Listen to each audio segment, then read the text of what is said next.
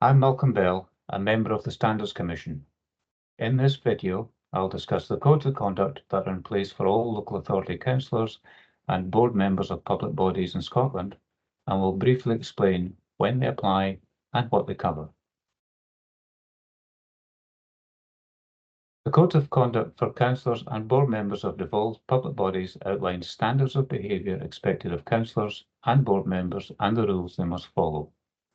The codes help to ensure that councillors and board members will make decisions and act in the best interests of the public and not their own personal interests or those of their friends, family or associates. The codes cover a variety of topics. These include the requirement for councillors and board members to behave respectfully towards everyone, including colleagues, employees of their council or public body, and members of the public. They set rules in respect of what the limited types of gifts or hospitality councillors and board members can accept. The codes have rules in respect of confidentiality and the interests that councillors and board members are required to register and declare. The codes of conduct apply when the individual is acting as a councillor or board member, for example, when attending council or public body board or committee meetings, engaging with council officers or public body employees, assisting constituents or service users, or undertaking site visits. When they have identified themselves as councillors or board members at the time of the conduct in question, for example, by referring to their role on a social media account.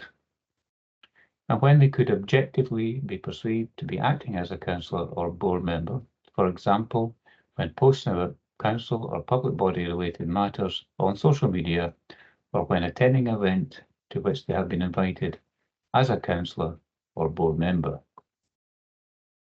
The codes of conduct do not apply to councillor or members' private or family life.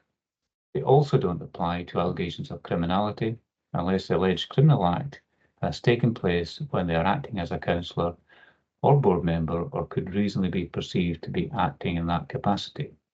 For example, if the alleged criminality took place on the premises of the council or public body. It's important to note that the codes only cover the conduct of councillors and board members. The codes do not cover decisions councillors or board members make unless they have made the decision in an unfair way or not in accordance with the council or public body's policies or rules. The performance of councillors or members, such as how well they engage with their constituents or service users. Decisions made or the service provided by the council or public body as an entity.